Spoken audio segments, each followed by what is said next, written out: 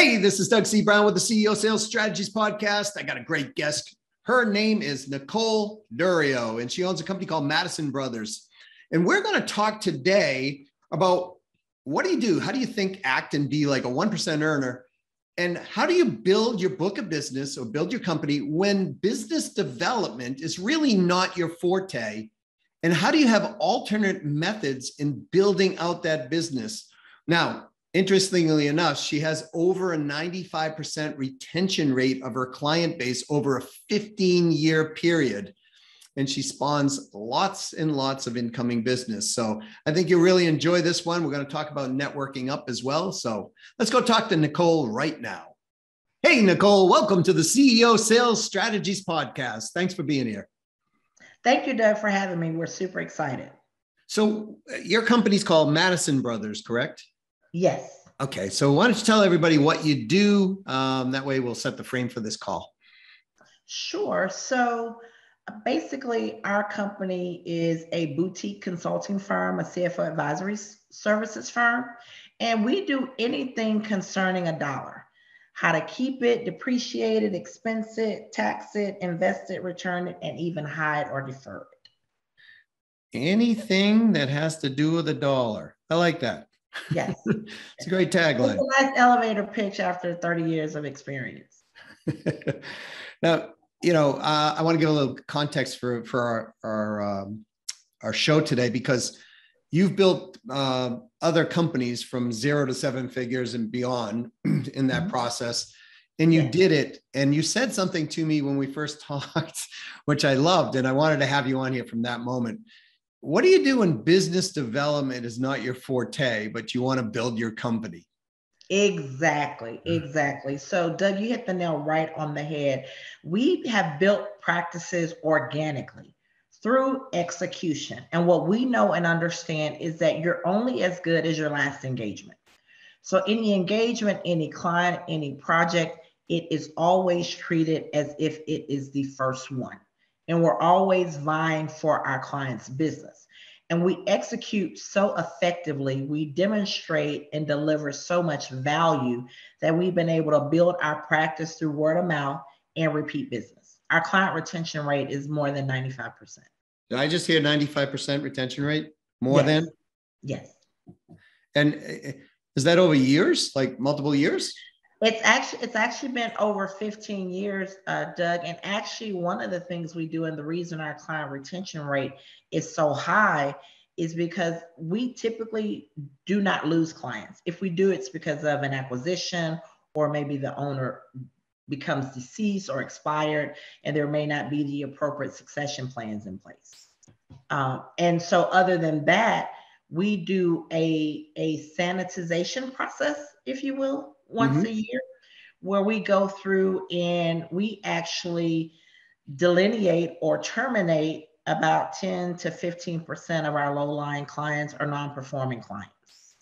And non-performing is not just from a dollar standpoint, but non-performing is a client who may not want to take our advice or our expertise, or we feel like we may be wasting our time, or just from a cultural standpoint, it's not a good synergy or a good fit. There's a lot there. We have exit strategies. So, as you know, the focus of our show is to focus on, 1% earners, right? How they become 1% earners. Retention is a huge part of that.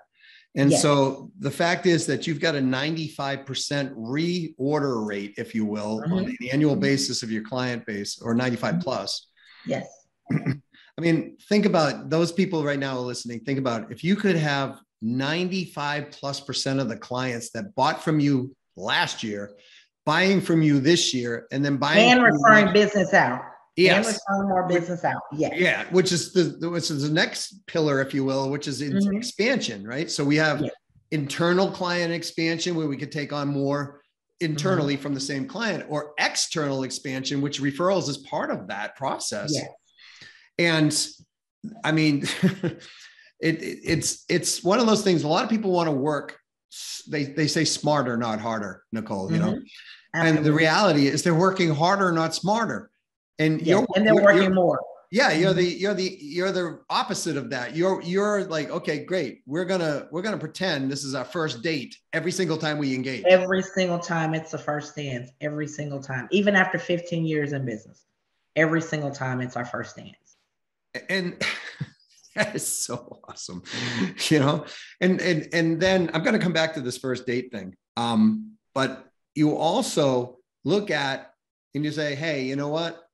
This relationship's not stellar. Beneficial. It's not beneficial. Right. So now you're playing win-win because if the client's not winning and you're not winning, somebody's losing. Yes. And so you're the first to disengage, which is exactly what I teach people to do. So, you know, and I always say, hey, look, there are no bad clients. There are just some bad decisions on the front end. You know, and it's not even bad clients. It's just the fit's not right. Right. Right. It's just like some people prefer red, some people prefer blue, some people prefer green. Some people may want to mix all three. So it's not a right or wrong decision. It's all about fit. And I think if people looked at things from a fit perspective, and also, you know, with me being a CPA, Doug, it's easy for me to analyze the business, right? What's the most profitable? What's taking us the most time? What's utilizing the most resources? Does this make sense? And when things start to not make sense, they don't make dollars. When things don't make sense, they don't make dollars. Well, may I challenge that? I think they actually make negative dollars. Well, they could. Well, you know what? You know, Doug, I tell people all the time, I can make money over and over again. I can earn $1, but one thing I can't get back is my time. Yeah, so true. And so that's the most precious for me. So if we want to work more leveraged, we want to look at this as, okay, what do we want our life to be like? And how do we use our time to actually make the money that we're actually looking to make? And how efficient can we be at that? And how effective can we be? Is that the kind of message? Exactly.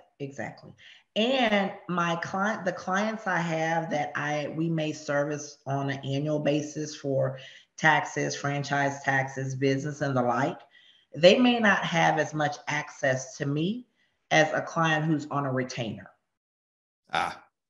And that also allows me to value my time. So in the marketing world, that's called segmentation, right? We segment our audience and we figure out what they should be or should not be having involvement in, if you will, right? Because the greatest intangible asset in the world, Doug, is access. Access to capital, access to information.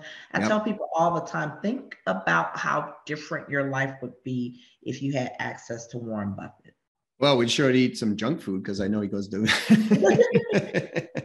But just the information, Yeah. information, the circles, the deals you could participate in, the people you would meet. Just you can't put a dollar on that.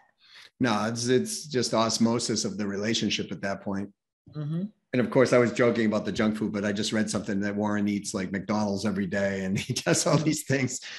So, but it's so true. I mean, if you had access to, I mean, we could pick anybody in any industry that has access to capital, access to information, access to a database, access to credit, contracts, people.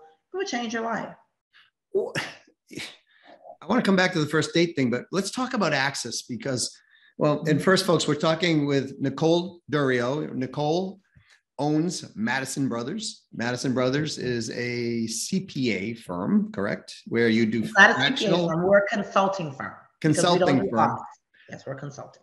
Thank you for correcting me. And do you provide fractional CPAs as well? Fractional CPAs, fractional CFOs, fractional controllers, interim controllers, interim CFOs, whatever package the company needs based on where they are in the business cycle. Awesome. I love when I make mistakes, Nicole, because people really know this is real. So we don't edit it out. No. So Doug, you know I'm big on words. It wasn't a mistake. It was a point of clarification. I am a CPA, but I own a consulting firm. Got it. Thank you for covering me. I appreciate that. So let's talk. The concept of access is so, it's easy to understand, right? I mean, you know, if we're hanging out with, I don't know, shakers and movers, a senator or whatever, and we run into a problem. Like I remember one time, it took me 2 years to get an IRS refund, right? 2 years. And I kept like sending letters and doing what they were telling me, and they weren't. And finally, one of my tax attorney advisors, he said to me, he says, send a letter to your representative, your state representative, because they have a special office that they connect directly to the IRS. And so I called them and I said, hey, this is what's happening. I haven't been paid for 2 years on both, within 30 days-ish, both checks came in. Yes. So that's having access to the right people who can get things done. And the information, people who can guide you the right way. Yes. And if you think about it, Doug, if you've ever entered into a high security space or value space, if you punch in the wrong key, if your retina doesn't register or resonate, especially when you talk about governmental access at the highest level, it says access denied. Right. And depending on who's looking, it can be very embarrassing. But when you see that green light, access granted, welcome, come in, it's so refreshing and empowering. And so I think that people who do not understand access think it's just a word. But when you understand that it's an asset and what it can do for you, it means something totally different. So does that mean from a financial standpoint, part of our line items that we're sticking in, right? Or P&L or whatever, right?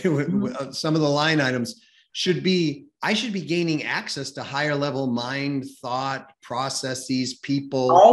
Always network up, right? So you have partners and people who are around you, and you have some proteges, but many people, Doug, want to be the smartest in the room. Yeah. And when you have that mantra or that personality, you get what's called a law of diminishing return, because you want to be around people who are less intelligent and less smart, and then they want to be around the same people. And so you look up and you find that you have been complacent, that you've been stagnant in the marketplace.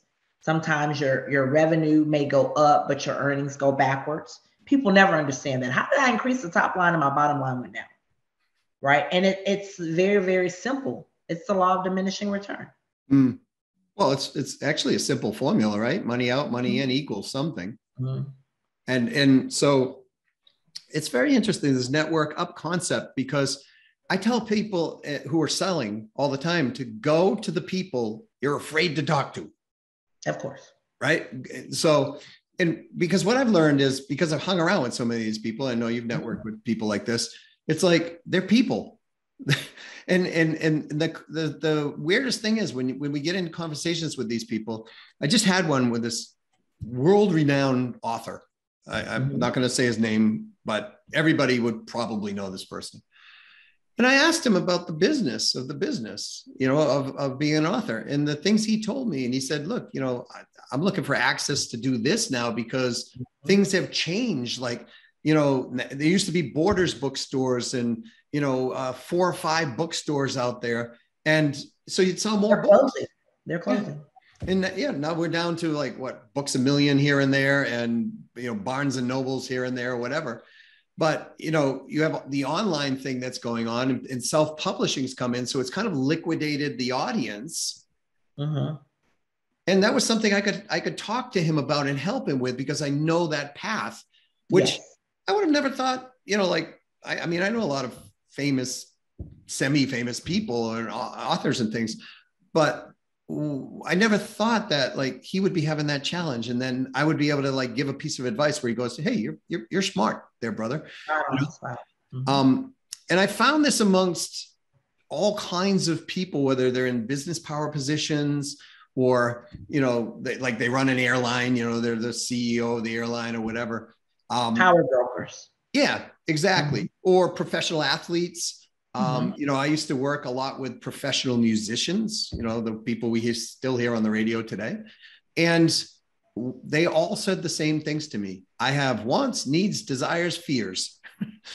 And they're pretty much universal across all people, regardless of the checkbook. The only thing that I could say is when they have that access you're talking about of the checkbook, it's a lot easier to arrive at your problems in style.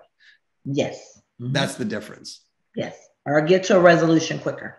So if we're looking at it from a sales perspective, and you've built multiple companies from ground up, you know, and done quite well. If we're looking at it from that perspective, it makes sense to me for people to go out and find these higher level access relationships, because the commission on a $25 million sale and the commission on a $25,000 sale is a bit different. Yeah. It changes your zip code too. Yeah, good point. It's very well said. And the thing is, though, is here's the thing I found: a $25,000 sale, a $25 million sale, it's not much difference in time. No, it's not. It's, you know, I have a friend who has always made a 7-figure income plus in the mortgage business. And this might sound like I'm being derogatory. I don't mean to, but these are the words he said to me. I said to him, I said, you know, Jimmy, the bad times, the economy crashed in the late 80s. You know, we're going through all these things where mortgage people are leaving the industry and, you know, different periods of time. I said, but you've consistently always made at least a 7+ figure income doing this. And I said to him, how? He said, you don't write mortgages for trailer parks. And I said, well, that's kind of rude, Jim. He goes, no, think of the concept. He's like, if you go write a mortgage for $50,000 or lower, and I'm writing mortgages for 5 million to 100 million, we have the same amount of time in a day. And so but I'm going to eat a lot more. He's going to have a lot more checks, and he's going to be eating in better places as well. So he said, the thing is when you look at those access relationships that you're saying, Nicole, he's like, those are more stable than the other relationships, because even if they fall, they tend to have the money to back it up. Or the contacts to exactly. rebound. The contacts to rebound. Yeah. I mean, Donald Trump comes to mind, right? Like him, not like him, whatever. That's bankrupt a lot of times and still has money in the bank. And and access all around the world. He has global access. Right. And there was a time where he was like, okay, I'm possibly going bankrupt, right? And I think the story was he went back to the people that actually lent him the money and said, you need to lend me more money so we can get out of this. At least that's the story I heard. But the reality is, if we have access to that kind of capital, we have access to those type of people, we can rebound quicker. So what I'm hearing is this is a mainstay business growth strategy and philosophy. Yes. Brilliant. And because business development is not a strength, I always look for opportunities to connect. How?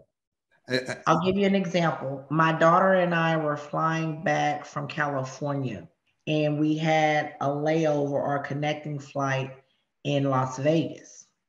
We get on the flight, and behind me, I hear a gentleman talking. He says, I'm an accountant. I work for this firm. I do X, Y, and Z. And I work for this brokerage firm that has so many restaurants in the business. So I turned around. I say, hi, I heard you talking. I heard you were an accountant. He said, yes, I am. Been for 7 or 8 years. I said, have you taken the CPA exam yet? No, I haven't. I said, oh, I'm a CPA. I've been doing this 30 years. And he said, you know, his family lived in Texas. He lived in Vegas. I said, hey, my daughter and I'll be back in Vegas next week. How about we meet for dinner? We exchanged information, right? I haven't had a business card in 15 years.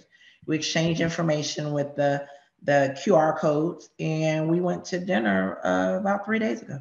Said keep in touch. So, you know, that was not a warm referral, but it was just always looking for an opportunity to win or to do business. I can make any business trip pleasure. I can make any pleasure trip business. So when I travel, Doug, I travel on pleasure. Business leisure. That's awesome. You should trademark that. I've been thinking about it. Yeah. So, okay. So I've got to ask this question because I know a lot of people are impatient, right? And so you met with this person. Business didn't come out of it right away. Not today. No. But how long does one have to go after access relationships before they kind of start to see the grass growing, if you will? I think at a minimum, you need 4 to 6 touch points. Now, the reason I say 4 to 6 touch points, and the reason that's great, I can hear something about one thing, but I can touch 10 or 20 people with it. So maybe it's an article or information. I can email it out. Think about, hey, ran across this in the news, thought this might be of interest to you, send them the link. So you look for ways and means to have touch points with people. Yep. One thing about business is you don't always touch them about business. When you meet with someone, you want to always find out what resonates with them. Their favorite sports team, their favorite place to travel, where they grew up. Something that's going to give you a connection and make you relatable. Because oftentimes as accountants or business professionals, we can be intimidating to someone who may be successful, but they have a common background. That makes a lot of sense. And so what we're talking about is building personalized, meaningful, relevant rapport, building rapport. So the rapport takes 4 to 6 touch points if you do not already know the person and if you did not get a warm introduction. A warm introduction would be a referral. Well, if we build enough rapport with somebody, we're going to be able to get referrals as well anyways. Exactly. Over time. Yeah, because that trust is there at that point. So they're laying their reputation on the line a lot of times. So if they trust that you're who you are and say what you do and they see what you do and they validate that, then they're very comfortable making referrals. And there goes another reason why to network up, because if we're and make yourself available, because sometimes we're so tunnel vision with what we have to do, we don't keep ourselves open to opportunities, to possibilities. Another testament to the success of our firm, Doug, is I always tell people, you're good at what you do when you start doing it for other firms. So we have alliances with 7 or 8 other CPA firms that utilize our resources either when they don't have the capability, the skill set, or the bandwidth. And we call it staff augmentation. So what I'm hearing you doing is you're not looking at the quantity side so much. You're looking at the quality side. And the quality and the depth of my relationships, my bench strength. The relationships, like I said, that I have with my clients are a minimum of 10 years. The average is 15, 16 years. So to give some context. Like I'll tell you this, Doug, a couple of my old bosses are some of my biggest clients, former bosses. That's pretty cool. So you took what some people would view as a subordinate position in a company to the boss, if you will. And then when you left, that boss actually became your client. Yes. That's pretty powerful. There's a great testament to this. I wanted it goes back to what I said, Doug. It's execution. If you do not understand business development, you have to deliver exceptional client service. You have to execute. I think sometimes when we're working in business and we have long-term clients and customers, we tend to think that they will just be there. And we take the relationship and the tenure for granted, but you have to stay fresh. You always need a fresh look. Always. It's like a successful marriage. Yeah, you have to keep it fresh. You have to keep it fun. You have to keep it exciting. I'm always thinking about how I can save my clients money, how I can save their taxes. And sometimes the ones that I've known for a while, when we have conversations, it ends up being about, staff development or business development or what they can do in their business or how they can train their managers or just all sorts of things, which I call value adds, right? Because I'm not charging them for what I'm giving them. It's just knowledge and information that I have. Why wouldn't I share it with someone who's been my client for 15 years and then refer it out so much business? And I mean, referrals, execution, good client service is the gift that keeps on giving. Yeah. So what I'm hearing is you're developing relationships and executing on these relationships, and you're being proactive about you keeping the relationship fresh, relevant, meaningful, and making sure they know I care about their business. I treat their money, their capital, as if it were my own. I always give them a best case scenario. I tell them what I would do and then in the middle of the road so they can decide. So you become a valued advisor to them. I am an advisor and a consultant, Doug. A CPA is my credential. Got it. But anyone, whether now this is more of what somebody would classify like this is kind of soft selling, right? It's like soft selling. And anyone who's selling in general if we can get our relationships to the level where they're inviting us to their things, inviting us to, attend their daughter's wedding or whatever it might be.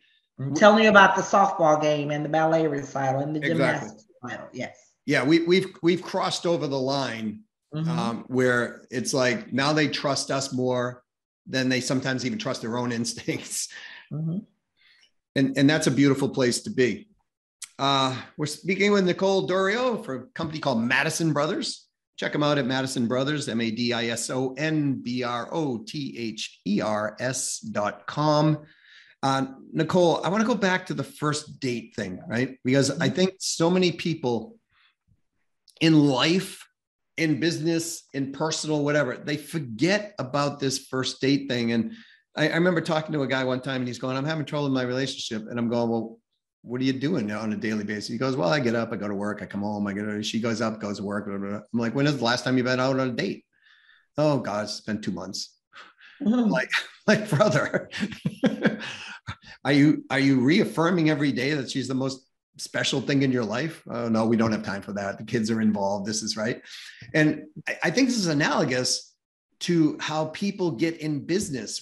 They sell an account and they go, got my commission, and they kind of move on because, they got quota to hit or this to hit.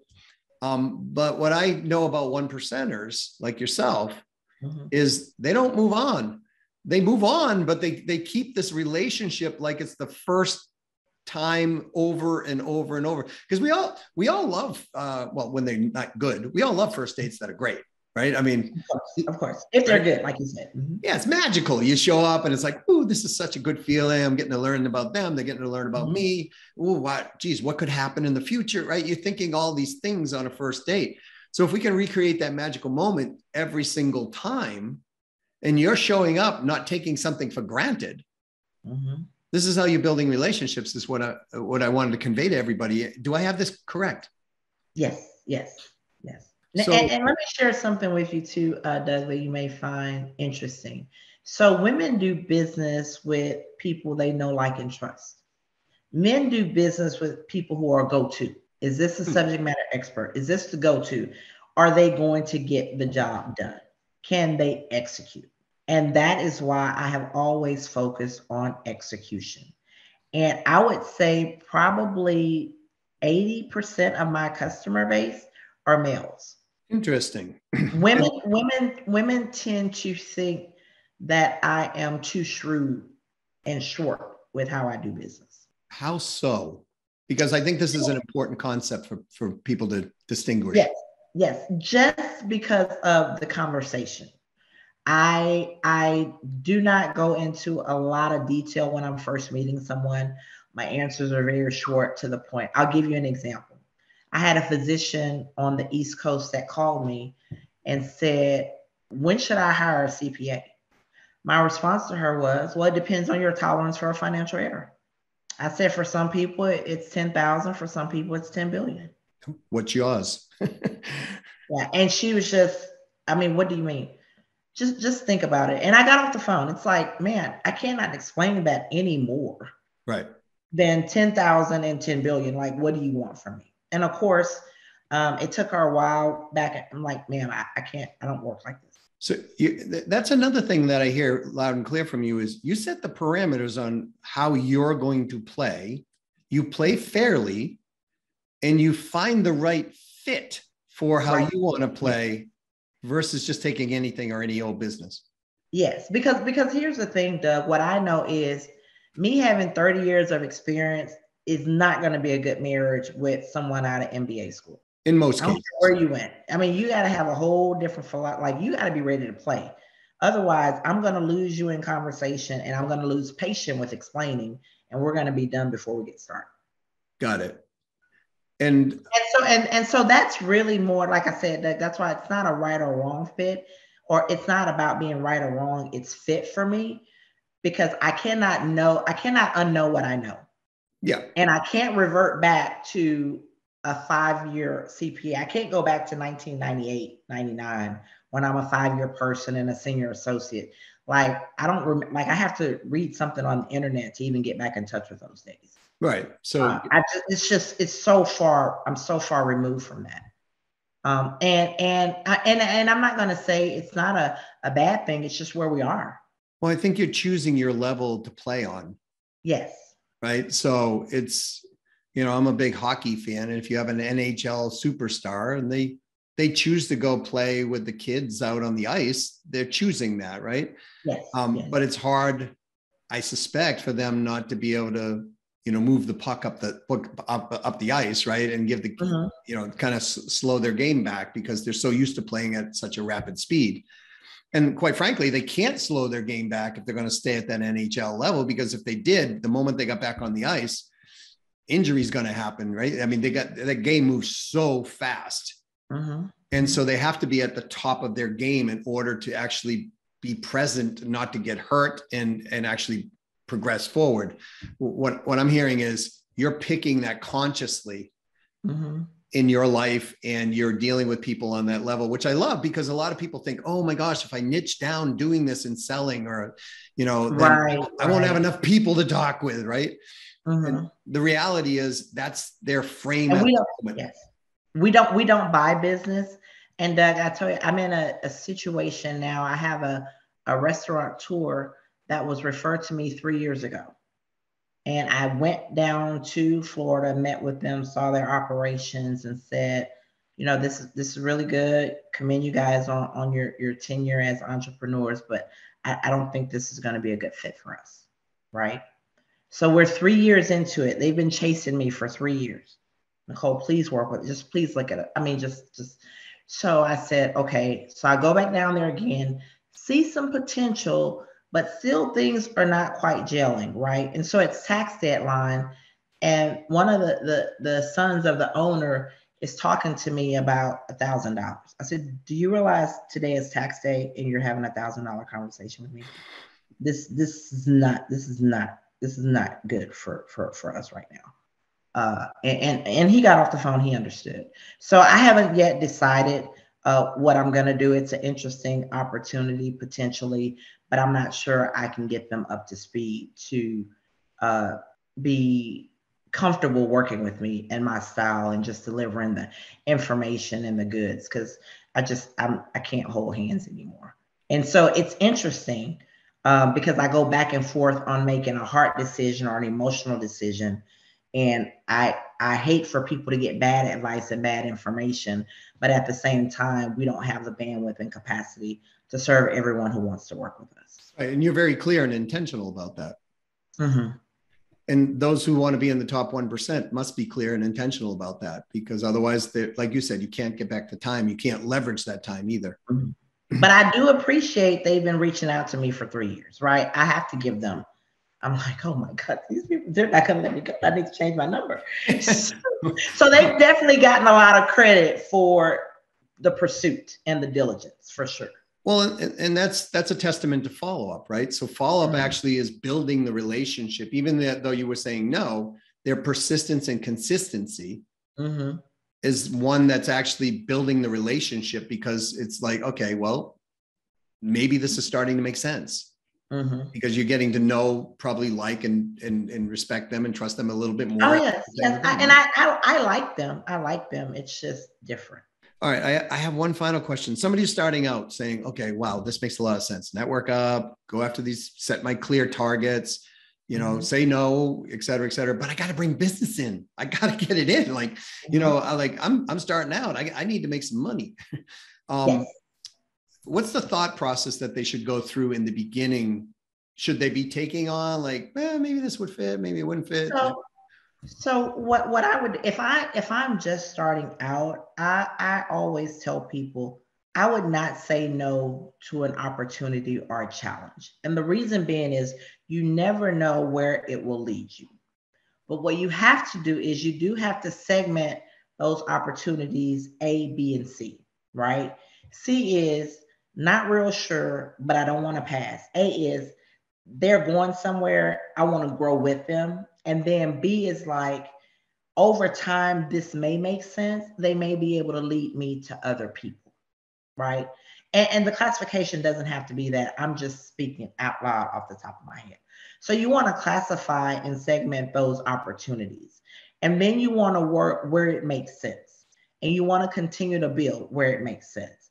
But if I'm a new business owner, you should be spending a minimum of 25% of your day working on your business and not in your business. Mm. And when you're working on your business, you're determining how can I market, where do I want to play, who can I sell to, who can I reach out to. I would join some alliance groups or affiliations, make sure you're a part of at least the local chamber of commerce, and just start making little bitty bites. You eat an elephant one bite at a time. But the thing to do is not to sit and wait. You have to be proactive. You have to go out and look for the business. Anything you're looking for is looking for you. Say that again. Anything you're looking for is looking for you? For you. Mm-hmm. A lot of times people don't get anything because they're not looking for anything. They're just waiting. Well said. Mm-hmm. In fact, the last thing, Doug, listen to this. Yeah. If you go through life casually, you'll become a casualty.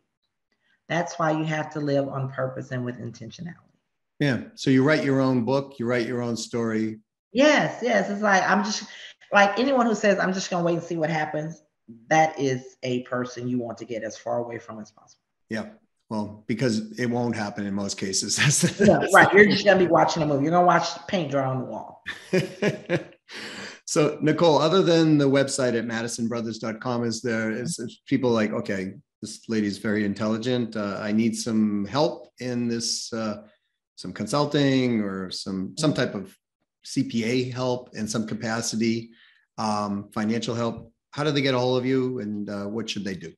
Yes. So on LinkedIn, it is Nicole Michelle Durio, CPA. And then my company website, madisonbrothers.com. That's MADISON, brothers spelled out, BROTHERS.com. Feel free to call me and reach out. One thing I like about our business is that we have tailor-made solutions. So we deal with startup, emerging businesses, and growth capital businesses. So every business fits into that mantra. Just make sure you're a good fit for us. Well, Nicole, thanks for being on the CEO Sales Strategies podcast. And thanks for bringing all this great information to people. I know for a fact they have notes. I've got a whole page of notes. So, oh my goodness, thanks, Doug. I appreciate that. So until next time, thanks again. Thank you. See you at the top. The bottom is too crowded. Wow. Okay. So let's talk about some of these concepts here. Networking up. What does that mean? That means you go to the people that kind of, you might have a bit of butterflies in your stomach and approach them. Now, here's the thing. You've got to have something of value to offer them, right? So do some background research on what they're looking for, what they might be thinking, and then connect on some type of level on that aspect of it. And hey, don't worry about if you make a mistake.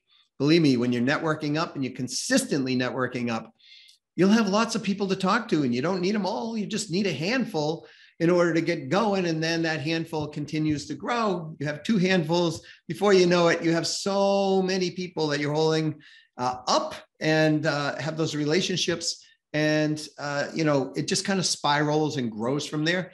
The reason for networking up is because you get access to those people who can make things happen quicker, faster, and easier for you, as well as you get the chance to help them. I learned this actually in a DJ business I was in. I was a professional DJ, and I loved it. And I first started out doing weddings in corporate events, and I was doing it for low money because I figured, I'm just starting out. And I was doing them for a couple $100, $200-$300. And a friend of mine came to me. He goes, "My gosh, you got to raise your rates. You are too good." And I said, no, I've got plenty of clients here. I got 120 jobs a year. And he goes, "Well, double your rate and two things will happen. You'll make more money. You'll probably have a little less clientele, but you'll get better clientele." For a while, I was like, I don't know. And so a couple months later, I'm like, you know what? I'll go up on my rate. I'll go up 50%.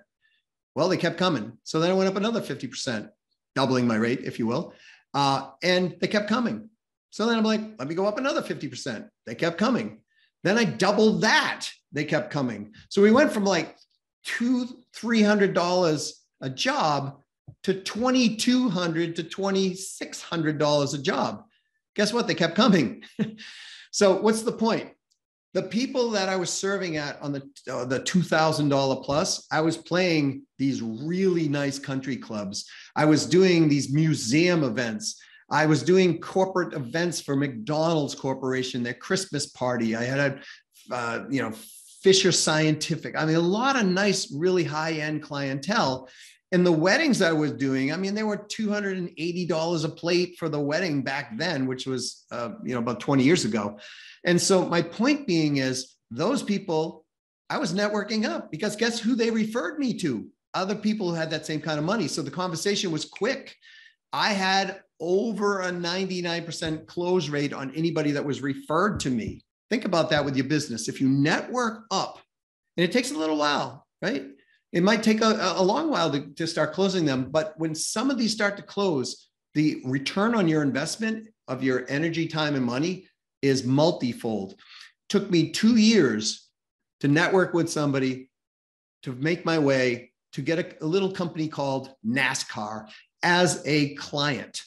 But was it worth the 2 years? Of course. Then that same person, after I took care of NASCAR, they referred me to the University of New Hampshire, which was another huge account for me. And that it just kept growing and growing from there, to eventually, I worked with Procter & Gamble, Enterprise Rent-A-Car, Nationwide, Intuit, big companies like that, all from networking up. So that concept of networking up is really, really important. The other concept she brought up that's really important is know who you want to be dealing with. In other words, you get the right to say no. Now, in the beginning, and that's why I asked the question in the beginning, it's all about you going out and getting business and generating as much business as you can. And by the way, learning about where you should be. Just because you say, well, I should be there, the market may not say that's where you should be. So you'll find that out over time. Sometimes that's from making mistakes. Sometimes that's just from doing, copious amounts of research. But as you start to make your way, you're going to figure out who is that ideal buyer, not the client, the buyer that turns into that happy relationship where you can network up and continue to keep going. If you like this episode, please give it a 5-star review. If you have friends, please share this with them. If this information can help somebody get to the next level that they're looking to go, please share this with them. It would be so appreciated. If you're an expert yourself, or you have somebody that you know that has expertise and you know something about how to think, act, and do, or they do, the same as a 1% earner, or let's say they own a company and they built their company like Nicole has and got herself into the 1% earners, and we can talk about how and what is important. Please reach out to me directly or reach out to my team at YouMatter, YOUMATTER, at ceosalesstrategies.com. If you are interested in getting yourself into the 1% earners space, or just how to think and act and be like one of these folks, and you're interested, we are running an academy starting at the end of this year. Reach out to me on that. Or if you're interested in a technology that makes your life a lot easier on automated prospecting and follow-up, we're coming out with both of these at the third to fourth quarter of this year. Just reach out to me at doug@ceosalesstrategies.com. If you have a sales team or yourself, you're looking to grow your company in that capacity and you're looking for somebody to help advise and how to get there, again, reach out to me at doug@ceosalesstrategies.com, as well as Doug Brown 123. That is my LinkedIn handle. We also have a new book that's coming out. It's called The Nonstop 1% Earner. If you like an advanced copy of that, or you'd like to know more about that, or heck, if you just like a copy of that, again, reach out to YouMatter at ceosalesstrategies.com. Okay, until next time, go out and sell something. Go out and sell a lot of it. Play win-win. They win, you win. It's the best relationship you're ever going to build in your life, because that allows you to network up. There's trust built into that. And quite frankly, you're the first to disengage if it doesn't work for them. But sell it profitably. Don't sell at a loss, because you sell at a loss, you got to sell 5 or 6 to 7 or 8 or 9 things to make up for that loss. So discounting, shouldn't be your forte if you can avoid it. All right. Go sell something, sell a lot of it, make a ton of money, enjoy your life, be happy, take care of others. They'll be happy too. This is Doug C. Brown with the CEO Sales Strategies Podcast, signing off and saying, to your success.